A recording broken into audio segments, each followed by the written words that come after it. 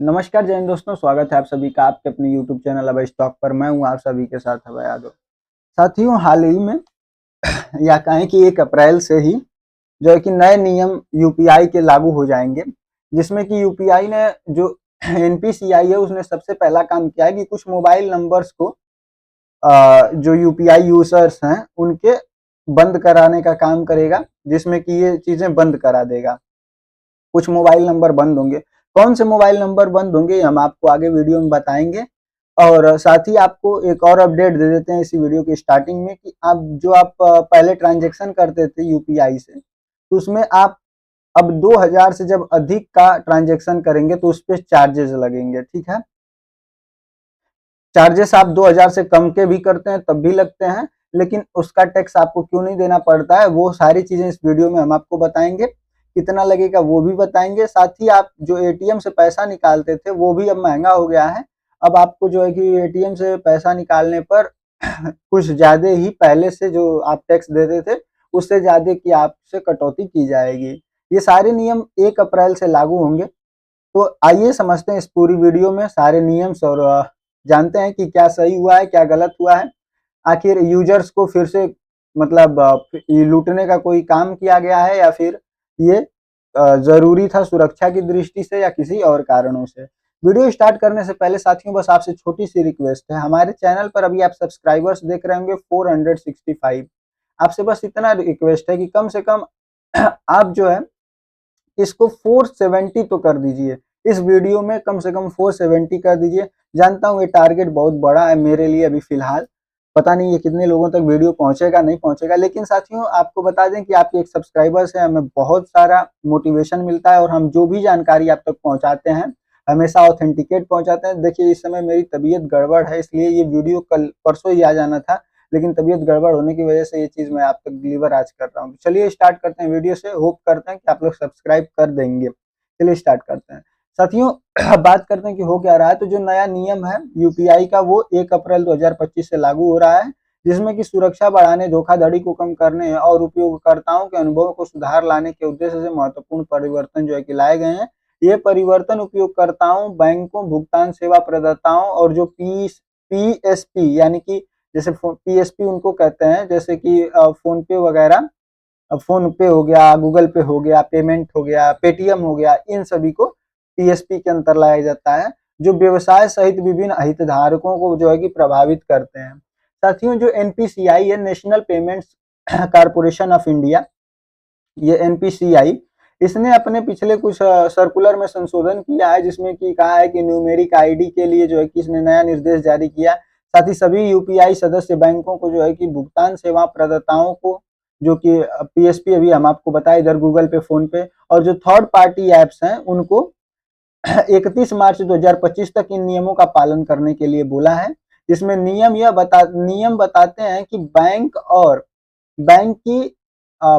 और जो PSP mobile number हैं उनका निरस्तीकरण जो है कि एमएनआरएल और जो डिजिटल इंटेलिजेंस प्लेटफॉर्म है डीआईपी, इनको दिया गया है कि आप इन जो डीएक्टिवेटेड मोबाइल नंबर्स हैं उनकी जो है कि लिस्ट निकाल के जो कि यहाँ पर दीजिए।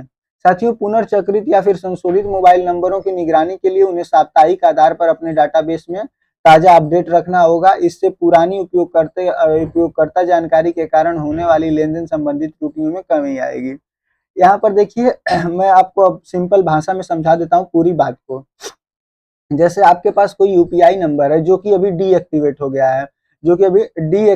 गया है, और आप उसके यूज करके अभी भी यूपीआई का इस्तेमाल करते हैं, तो ऐसी स्थिति में जो आपका वो नंबर था वो नंबर आपका जो है कि ब्लॉक हो जाएगा और उसको क्या कहते हैं कि बैंक के डाटाबेस से मिटा दिया जाएगा। आपका जो अकाउंट है वहां से उसको हटा दिया जाएगा, जिसके कारण जब आपके अकाउंट से ये हट जाएगा तो आपका ये यूपीआई जो है कि नहीं चलेगा। तो ये काम किया जा रहा है। इसके लिए जो एनपीसीआई है इसने बाकायदा निर्देश भी दे दिए गए हैं, इसमें दे दिए हैं, और इसके बाद से ये नियम ला दिया है कि आपको हर बैंक को हर हफ्ते ये यूपीआई का जो यूपीआई फोन नंबर है उसको जांच करनी होगी कि वो स्टार्ट चालू है कि नहीं है। बाकी ये सारी चीजें करके आपको जो भी नंबर्स लगे कि चालू नहीं है आप उनको जो है कि हटा दीजिए। कुछ लोग क्या होता है कि जैसे सिम वगैरह चेंज कर लेते हैं तो यूपीआई नंबर से स्टार्ट कर लेते हैं और बाद में जो है कि उसका खाते में अपडेट नहीं करते हैं, खाता पुराने नंबर से ही यूपीआई चला रहा है और ये लोग अपना नया नंबर यूज करके उससे यूपीआई चला रहे हैं, जिसके वजह से बहुत बार धोखाधड़ी का मामला भी जो है कि सामने आया है। चलिए आगे बढ़ते हैं। साथियों, उपयोगकर्ताओं के लिए इसका क्या अर्थ होगा, तो यदि आपका फोन नंबर मैं अभी ये बताया हूँ काफी समय से उपयोग में नहीं है, बैंकों के रिकॉर्ड से मिटा दिया जाएगा। वहीं खाते के लिए यूपीआई सेवाएं जो है कि निलंबित कर जाएंगी। वहीं बैंकिंग प्रणाली एवं तकनीकी त्रुटियों को रोकने एवं धोखाधड़ी को रोकने के लिए ये सारी चीजें की गई है। अब इससे बात करते हैं कि प्रभावित इनसे कौन होगा। तो जिन ग्राहकों ने अपने मोबाइल नंबर अपडेट किया है लेकिन उसको खाते में अपने अपडेट नहीं किया है, तो उन लोगों का जो है कि यूपीआई बंद कर दिया जाएगा, उन लोगों का यूपीआई जो है कि बंद हो जाएगा। जो ग्राहक यूपीआई सेवाओं का उपयोग जारी रखते हैं वह निष्क्रिय या पुनः आवंटित मोबाइल नंबर का उपयोग करते हैं और मतलब बैंक को नहीं बता रहे हैं और निष्क्रिय यूपीआई नंबर का यूज कर रहे हैं, तो उनकी भी जो है कि इससे दिक्कत होगी। जिन ग्राहकों ने अपनी बैंक जानकारी अपडेट किए बिना ही अपने सिम कार्ड को छोड़ दिया है उनको भी इससे दिक्कत होगी। यूपीआई भुगतान की निर्बाधिता के लिए पहुंचाने के लिए ये सारी चीजें की जा रही हैं। बैंक को पुष्टि करने के लिए कि पुष्टि करें कि बैंक के साथ जो आपका पंजीकृत मोबाइल नंबर है वो काम कर रहा है। 1 अप्रैल तक ये जो नए नंबर हैं आपके रिकॉर्ड के साथ जो है कि मैच करके बैंक इन सारी चीजों को कर देगा। अब बात करते हैं कि यूपीआई नंबर इतना आवश्यक क्यों होता है। तो साथियों, जब भी आप रजिस्टर करते हैं कहीं पे भी किसी भी, जैसे फोन पे हो गया, गूगल पे हो गया, तो वहां पर एक ओटीपी आता है। ओटीपी का सत्यापन होता है, यानी ओटीपी वेरिफिकेशन होता है और उस वेरिफिकेशन के लिए वो कोड उसी नंबर पे आता है कि जो आपका मोबाइल नंबर आपके खाते से लिंक है, आपके अकाउंट से जो मोबाइल नंबर लिंक है ये उसी पर जाएगा।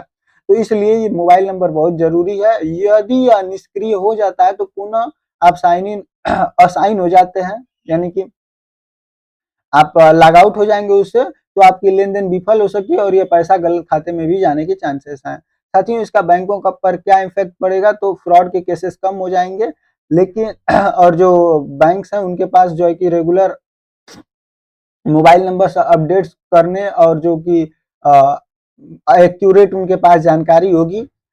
इससे बैंक को एक दिक्कत होगी कि जैसे अब ये सारी चीजें करने के लिए उनको अलग से जो है कि काम करना पड़ेगा, वीकली ये काम करना है, तो इससे इनको थोड़ा सा मेहनत, एक और काम जो है कि इनका बढ़ गया है।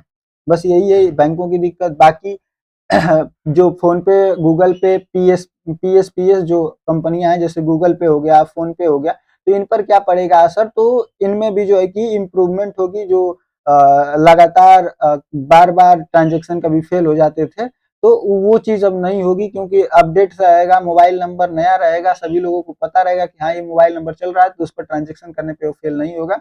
लेकिन इसको जो है कि इम्प्लीमेंट करने में थोड़ी सी दिक्कतें आ सकती हैं लोगों को। ये एमएनआरएल और जो डीपीआई का डाटाबेस है, इससे इनको भी जानकारी दी जाएगी कि आप भी जो यूपीआई नंबर दिए हैं जो चल रहा है उसकी जानकारी रखें कि वो सही है कि नहीं, वो मतलब कि सेवा में है कि नहीं है। इन सारी चीजों को करना होगा। साथ ही मर्चेंट्स पर भी कुल मिला जुला कर ये काम करने में इनको थोड़ा सा जो है कि मेहनत लगेगा, थोड़ा सा पैसा खर्चा एक्स्ट्रा हो जाएगा, इनका एक और काम बढ़ गया है।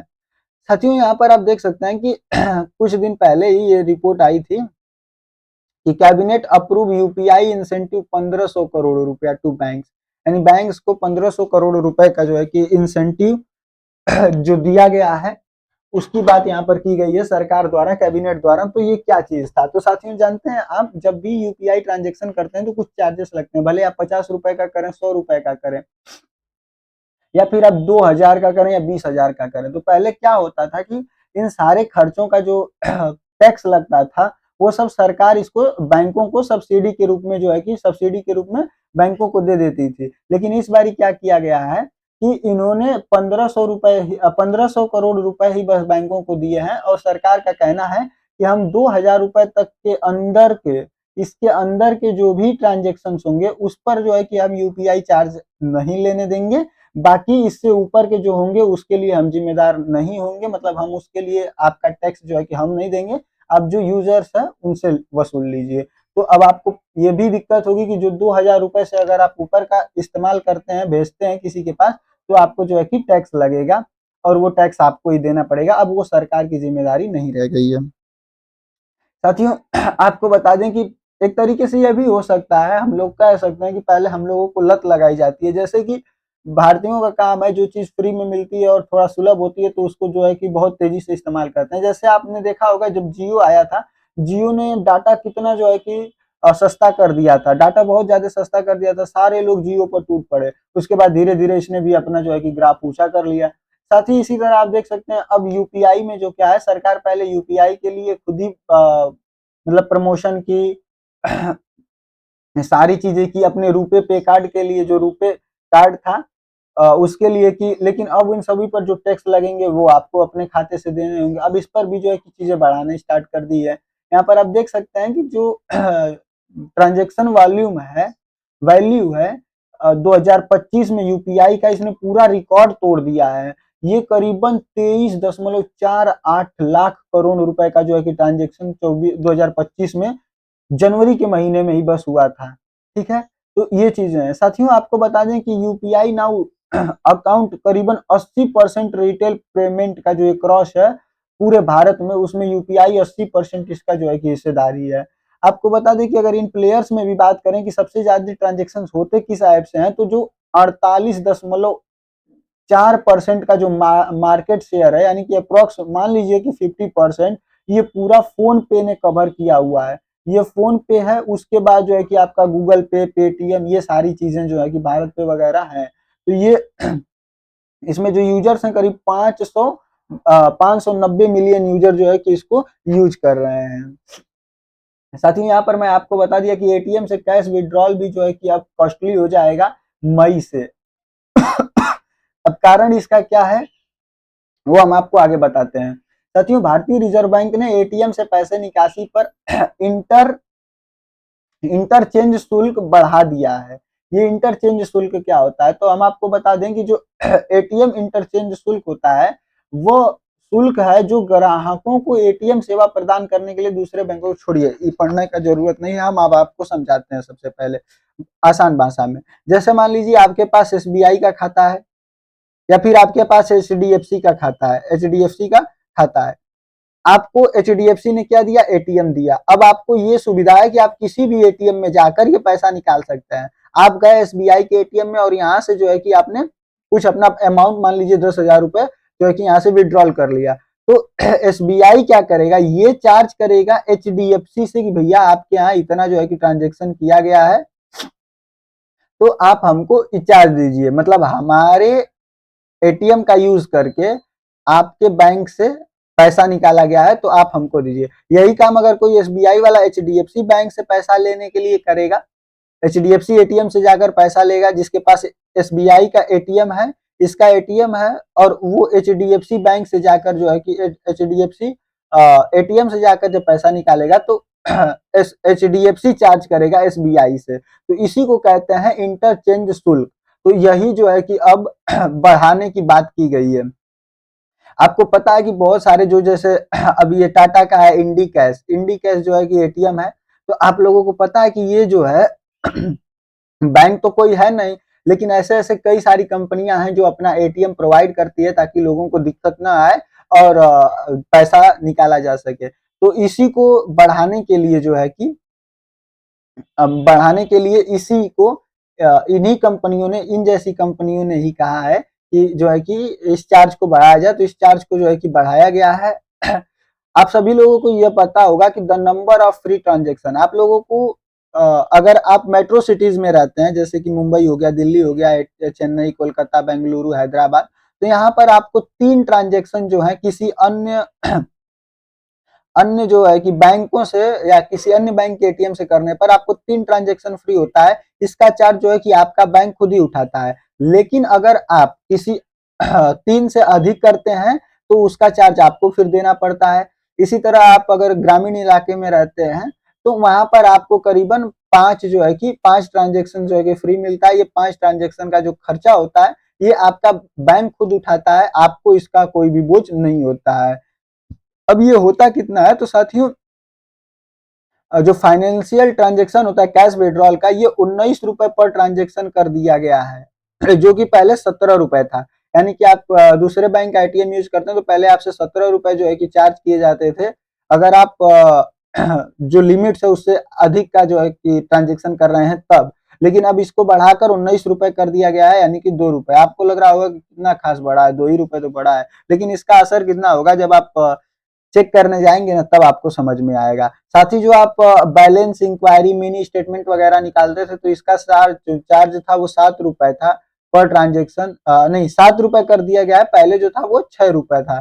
तो इस तरीके से ये एटीएम से भी पैसे निकालना महंगा हुआ है। पहले आपको बोला गया कि भैया आप एटीएम मत जाओ, बैंक मत जाओ, बैंक की जगह आप एटीएम यूज करो, लाइन में नहीं लगना पड़ेगा, ये वो। उसके बाद फिर आपको लाया गया यूपीआई, यूपीआई पे भी बोला गया कि आप इससे ट्रांजेक्शन करो, कैश लेकर चलने की झंझट खत्म। अब इस पे कह दिया गया कि भैया आप 2000 से ऊपर का यूज करोगे तो आपको जो है कि पैसा देना पड़ेगा। अब सरकार इसमें आपका कुछ नहीं करेगी। जो रुपए कार्ड था उसमें भी जो है कि अब भारत सरकार जो भी सब्सिडीज वगैरह देती थी वो सारी अब बंद कर दी है। तो ये भी जो है कि अब हमको लगता है ठंडे बस्ते में ही जाने वाला है। बाकी देखते हैं आगे क्या होता है, क्या इसी तरीके से ग्राहकों के साथ होता रहेगा, ये कितना सही है कितना गलत है, आपकी इस पर क्या राय है, आप कमेंट सेक्शन में जरूर बताएं। बाकी मिलते हैं अगले वीडियो में। हाँ, एक चीज और बता देते हैं आपको, जैसे कि आप लोग सोच रहे होंगे कि मान लीजिए किसी और बैंक में गए और वहां पर जो है कि पैसा आपका ट्रांजेक्शन हुआ नहीं, पैसा निकला नहीं, तो फिर उस स्थिति में वहां पर कैश नहीं है, तो उस स्थिति में आपका कोई भी चार्ज नहीं लगता है, आपको टेंशन लेने की कोई भी बात नहीं है, उसमें आपका पैसा नहीं कटेगा। बाकी मिलते हैं अगले वीडियो में किसी अन्य टॉपिक के साथ, तब तक के लिए जय हिंद जय भारत।